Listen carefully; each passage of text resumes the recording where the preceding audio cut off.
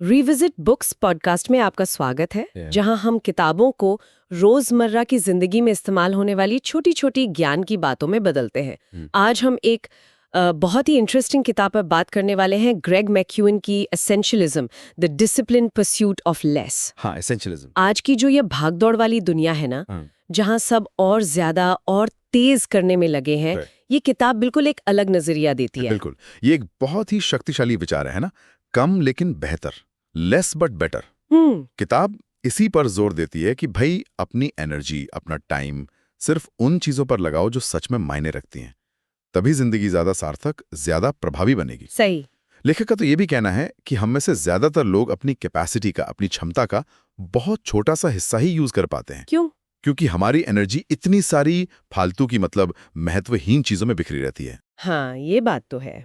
और ये सिर्फ कोई टाइम मैनेजमेंट की नई ट्रिक नहीं है ना? नहीं, बिल्कुल नहीं। ये सोचने का एक पूरा तरीका है, एक माइंडसेट, अच्छा। कि हम कैसे तय करें कि क्या वाकई जरूरी है और बाकी सब जो शोर है उसको कैसे हटाएं। हाँ, इग्नोर करें। और ये एक अनुशासन है, जैसा सबटाइटल में भी है, अनुशासित खोज, डिसिप्लिन्ड परस्यूट। बिल्कुल, और यही अनुशासन है जो हमें वो ओवरवेल्म्ड होने वाली फीलिंग से बचाता है। हाँ, आजकल तो ये बहुत कॉमन प्रॉब्लम है। बहुत ज्यादा। तो ये चर्चा किसके लिए है? मतलब कौन से लोग हैं जिन्हें ये बातें सबसे ज्यादा काम आ सकती हैं? मेरे ख्याल से वो लोग जो अक्सर खुद को थकावा पाते हैं, बहुत बोझिल महसूस करते हैं, जिनकी टू डू लिस्ट कभी खत्म ही नहीं होती। हाँ बिल्कुल, या वो लोग जो आप देखिए हमेशा बिजी तो रहते हैं, मीटिंग्स, कॉल्स, ईमेल्स भगते रहते हैं, लेकिन दिन खत्म होने पर लगता है कि यार जो मेरे लिए सबसे जरूरी था, चाहे वो काम हो, रिश्ते हो, सेहत हो, उस पर तो कुछ खास किया ही नहीं। सही कहा। और शायद वो लोग भी जिन्हें ना कहना मुश्किल लगता है। ओह हाँ, ये बहुत बड़ा पॉइंट है। जो हर रिक्वेस्ट, हर मौके पर हाँ बोल देते हैं और फिर बाद में स्ट्रेस लेते हैं कि यार इतना सब कैसे करूंगा या करूंगी। बिल्कुल, ये किताब ऐसे लोगों के लिए एक गाइड की तरह है जो अपनी बिखरी हुई एनर्जी को सही दिशा देना चाहते हैं, फोकस करना चाहते हैं। हाँ फोकस, कम चीजों पर ध्यान लगाकर ज्यादा गहरा असर डालना चाहते हैं, अपनी जो वो कहते हैं ना उच्चतम योगदान क्षमता, हाईएस्ट पॉइंट ऑफ कंट्रीब्यूशन, वहां तक पहुंचना चाहते हैं। एग्जैक्टली। ये बिखराव से फोकस की तरफ एक सफर है। ठीक है, तो चलिए इस किताब की कुछ सबसे जबरदस्त बातों को थोड़ा और समझते हैं। पहली और शायद सबसे बुनियादी चीज वो ये कि हमारे पास चुनने की शक्ति है, चॉइस है। हाँ। हम अक्सर सोचते हैं कि हम सिचुएशन के विक्टिम हैं, पर सच ये है कि हम चुन सकते हैं। अपनी एनर्जी, अपना ध्यान कहाँ लगाना है, ये हमारा चुनाव है। ये सुनने में बहुत सीधा लगता है ना, लेकिन हम अक्सर फंस जाते हैं। एक चीज होती है सीखी हुई लाचारी, लर्नड हेल्पलेसनेस। हाँ, मैंने पढ़ा है इसके बारे में। इसका वो क्लासिक एक्सपेरिमेंट है ना मार्टिन सेलिगमैन का, कुत्तों पर। हाँ, बताइए। जिन कुत्तों को बार बार शॉक दिया गया और उन्हें लगा कि वो बच नहीं सकते, उन्होंने कोशिश ही छोड़ दी। बाद में जब बचने का रास्ता खुला भी था, तब भी वो बेचारे बस पड़े रहे। ओह, वो मान चुके थे कि उनके पास कोई चॉइस ही नहीं है। ये तो बहुत सोचने वाली बात है। ये हमें याद दिलाता है कि अपनी चुनने की ताकत को पहचानना और इस्तेमाल करना कितना जरूरी है। बिल्कुल, और इसी से जुड़ी दूसरी अहम बात है ये समझना कि लगभग सब कुछ महत्वहीन है। Almost everything is noise. हाँ, ये लाइन थोड़ी चौंकाती है पहली बार में। हाँ है तो, पर लेखक का तर्क है कि ज्यादातर चीजें जो हमारा ध्यान खींचती हैं वो असल में शोर हैं। वो डिजाइनर डीटर राम्स का उदाहरण देते हैं। अच्छा, वो मशहूर जर्मन डिजाइनर। हाँ वही, उनका फलसफा था कम लेकिन बेहतर। वो मानते थे कि डिजाइनर का काम है शोर को छानकर प्रोडक्ट के एसेंस तक पहुंचना, उसकी आत्मा तक। तो हमारी जिंदगी में भी ऐसा ही है। बिल्कुल, हमें वो कुछ महत्वपूर्ण चीजें, वाइटल फ्यू पहचाननी होंगी जो असल में 80% नतीजे देती हैं, बजाय उन कई मामूली चीजों के। हाँ ट्रिवियल मैनी, जिनमें हम अक्सर अपना 80% टाइम और एनर्जी खपा देते हैं। जॉर्ज ऑरवेल की एनिमल फार्म का वो घोड़ा बॉक्सर याद है? हाँ बिल्कुल, आई विल वर्क हार्डर। उसका हर प्रॉब्लम का एक ही जवाब होता था, मैं और मेहनत करूंगा। वो बहुत मेहनती था, पर अंत में क्या हुआ? वो टूट गया। हाँ, क्योंकि उसने ये नहीं सोचा कि क्या वो सही चीज पर मेहनत कर रहा है। एग्जैक्टली। एसेंशियलिज्म यही सिखाता है, सिर्फ हार्डवर्क काफी नहीं है, सही दिशा में मेहनत करना जरूरी है। लेखक ने अपने बचपन का भी एक उदाहरण दिया है। हाँ, वो पेपर बांटने वाला। हाँ, उनके पास 2 ऑप्शन थे पैसे कमाने के, पेपर बांटना 1 घंटे का 1 पाउंड या कार धोना 1 घंटे का 6 पाउंड। जाहिर है कार धोना ज्यादा फायदेमंद था। बिल्कुल।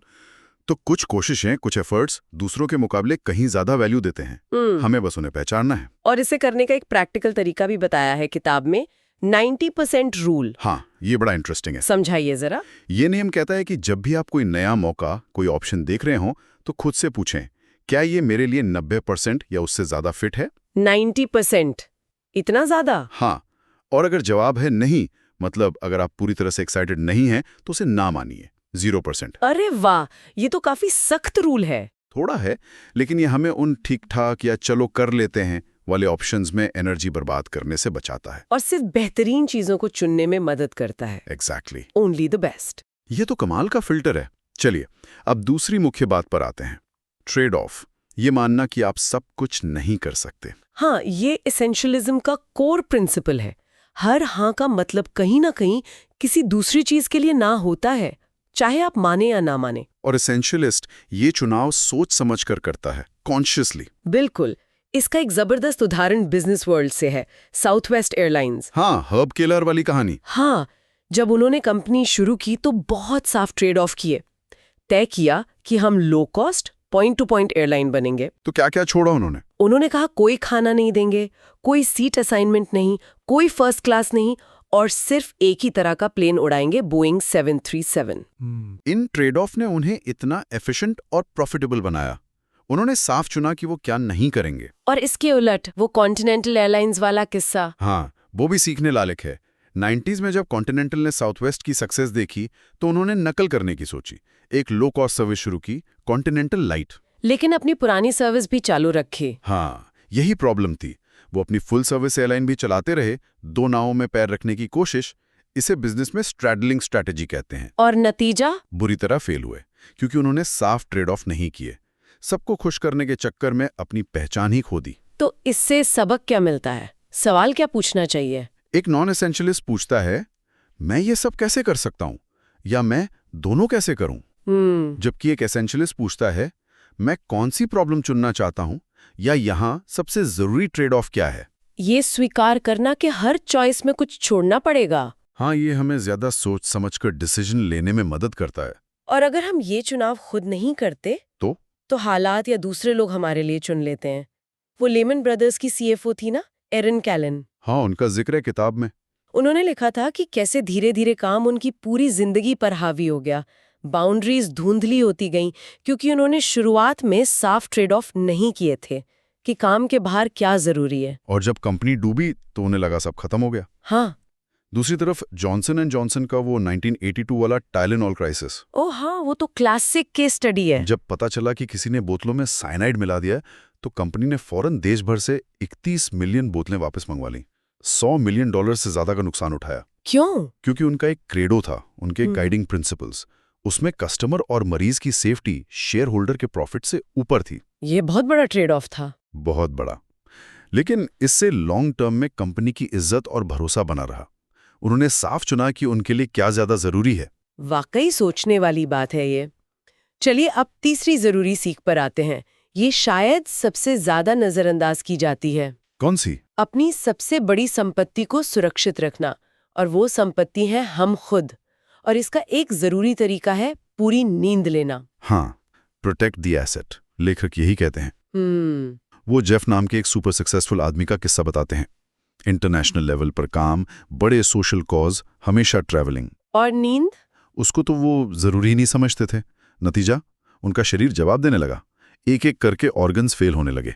बाप रे। उन्हें सब कुछ रोकना पड़ा, काम, ट्रैवलिंग, सब। सिर्फ अपनी हेल्थ पर फोकस करना पड़ा। उनका सबक था प्रोटेक्ट द एसेट, अपनी संपत्ति को बचाओ। हम अक्सर सोचते हैं ना कि ज्यादा काम करने के लिए नींद कम कर लो, बस 2-4 घंटे कम सो लूंगे। हाँ, ये बहुत कॉमन सोच है। पर रिसर्च बिल्कुल उल्टा दिखाती है। वो मशहूर रिसर्चर है ना, के एंडर्स एरिक्सन। हाँ, जिन्होंने एक्सपर्ट परफॉर्मेंस पर काफी काम किया है। उन्होंने बर्लिन में वायलिन प्लेयर्स पर स्टडी की थी। पता है क्या पाया? क्या? जो टॉप के वायलिनिस्ट थे वो न सिर्फ दूसरों से ज्यादा अकेले प्रैक्टिस करते थे, बल्कि वो रात में औसतन 8.5 घंटे सोते थे। 8.6 घंटे? ये तो एवरेज से ज्यादा है। हाँ, एवरेज अमेरिकन से करीब 1 घंटा ज्यादा। और वो दोपहर में नैप भी लेते थे। तो मतलब नींद उनके परफॉर्मेंस में मदद करती थी। बिल्कुल, नींद कोई लग्जरी नहीं है, ये फिजिकल और मेंटल परफॉर्मेंस के लिए बेहद जरूरी है।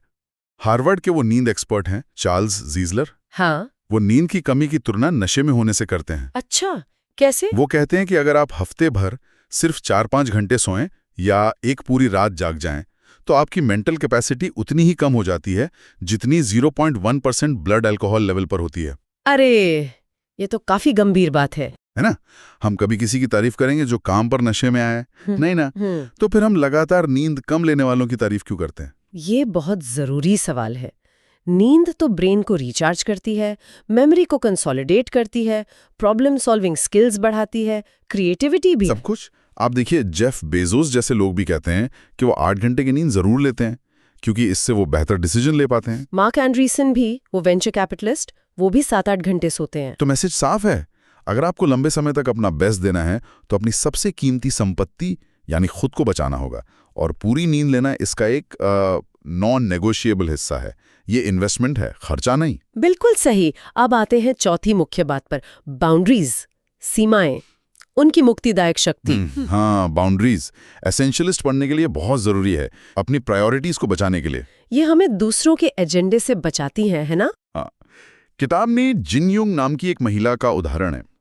वो एक ऐसी टीम में थी जहां कल्चर था कि हर कोई हर समय अवेलेबल रहे और हर काम को हाँ कहें। अच्छा, ये तो बहुत टॉक्सिक लगता है। हाँ, तो जब जिन यूंग की शादी तय हुई और वो प्लानिंग में बिजी थी, उसकी मैनेजर ने उसे एक और बड़ा प्रोजेक्ट देने की कोशिश की। और उसने क्या किया? पहली बार उसने हिम्मत करके ना कहा, समझाया कि शादी की प्लानिंग की वजह से वो ऑलरेडी अपनी कैपेसिटी पर काम कर रही है। मैनेजर नाराज हुई होगी? शुरू में हुई, लेकिन बाद में उसे रियलाइज हुआ कि जिन यूंग सही थी, और उसके उस एक ना ने टीम के उस अनहेल्दी कल्चर को सामने ला दिया और आखिरकार पॉजिटिव बदलाव आए। तो मतलब बाउंड्री सिर्फ हमें नहीं बचाती, वो माहौल को भी सुधार सकती हैं। बिल्कुल। और क्लेटन क्रिस्टनसन का उदाहरण भी देखिए, हार्वर्ड बिजनेस स्कूल के प्रोफेसर। हाँ, उनका भी जिक्र है। जब वो यंग थे, कंसल्टिंग फर्म में थे, तो बॉस चाहते थे कि वो सैटरडे को भी काम करें। उन्होंने साफ मना कर दिया, कहा कि वो टाइम उनकी फैमिली के लिए है और संडे चर्च के लिए। बॉस ने कुछ कहा नहीं? कहा, वार्निंग दी, पर क्रिस्टनसन अपनी बात पर अड़े रहे, अपनी बाउंड्री पर। ये दिखाता है कि बाउंड्रीज हमें बांधती नहीं बल्कि फ्री करती हैं, उन चीजों पर फोकस करने के लिए जो सच में मायने रखती हैं। सही कहा। बाउंड्रीज के बिना तो हम दूसरों की जरूरतों और मांगों में बहते चले जाएंगे। और इसमें यह समझना भी जरूरी है कि दूसरों की प्रॉब्लम हमेशा हमारी प्रॉब्लम नहीं होती। हाँ, वो हेनरी क्लाउड वाला मेटाफर है ना, पड़ोसी के लॉन वाला। हाँ, बताइए। मान लीजिए आपके पड़ोसी का लॉन सूखा है क्योंकि वो पानी नहीं देते। अगर आप अपना स्प्रिंकलर ऐसे घुमा दें कि उनके लॉन पर भी पानी जाए, तो आप अच्छे पड़ोसी बन गए। आपको शायद अच्छा लगे, पर 2 प्रॉब्लम होंगी। 1, आपका अपना लॉन सूख सकता है, और 2, आपका पड़ोसी कभी अपने लॉन की जिम्मेदारी लेना सीखेगा ही नहीं। तो प्रैक्टिकली बाउंड्रीज कैसे बनाएं? एक तरीका अपने डील ब्रेकर्स तय करना, वो चीजें जिन पर आप समझौता नहीं करेंगे, जैसे क्रिस्टेंसन के लिए वीकेंड पर काम ना करना। और दूसरा, पहले से ही सोशल कॉन्ट्रैक्ट बनाना, खासकर टीम्स में या रिश्तों में, कि कौन क्या करेगा, कब करेगा, एक्सपेक्टेशंस क्लियर हों। और सबसे मुश्किल हिस्सा, ना कहना सीखना। हाँ, वो एक कला है।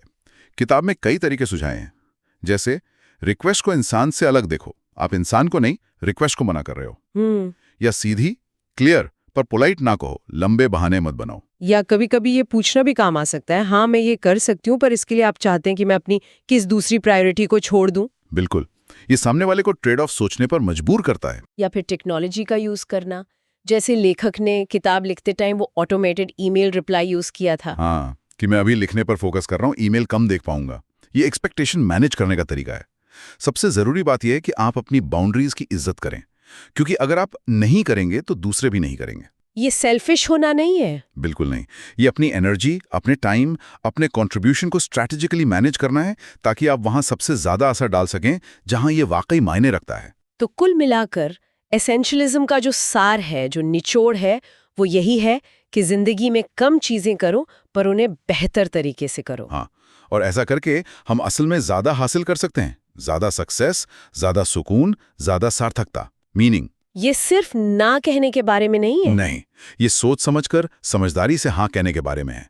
सिर्फ उन चीजों को जो वाकई एसेंशियल हैं, जरूरी हैं। ये अपनी एनर्जी को एक इन्वेस्टमेंट की तरह देखना है। बिल्कुल, और उसे उन एक्टिविटीज पर लगाना है जो सबसे ज्यादा रिटर्न दें, सिर्फ बाहर की दुनिया में नहीं, अंदर भी। तो ये सवाल खुद से पूछना बनता है, मेरी जिंदगी में अभी क्या एसेंशियल है, क्या जरूरी है, और कौन सी वो फालतू चीजें, एक्टिविटीज, कमिटमेंट्स हैं जिन्हें मैं हटा सकता हूँ या हटा सकती हूँ, ताकि जो सच में मायने रखता है उसके लिए जगह बने, एनर्जी बचे। हाँ, और ये याद रखना जरूरी है कि ये कोई एक बार का फैसला नहीं है, ये एक लगातार चलने वाली प्रोसेस है। एक अनुशासित खोज, डिसिप्लिन्ड परस्यूट। हाँ, शायद ये भी सोचें कि वो कौन सी एक चीज है जिसे अगर आप आज ना कहना शुरू कर दें तो आपकी सबसे जरूरी चीजों के लिए सबसे ज्यादा जगह बन जाएगी। ये एक अच्छा स्टार्टिंग पॉइंट हो सकता है। बिल्कुल।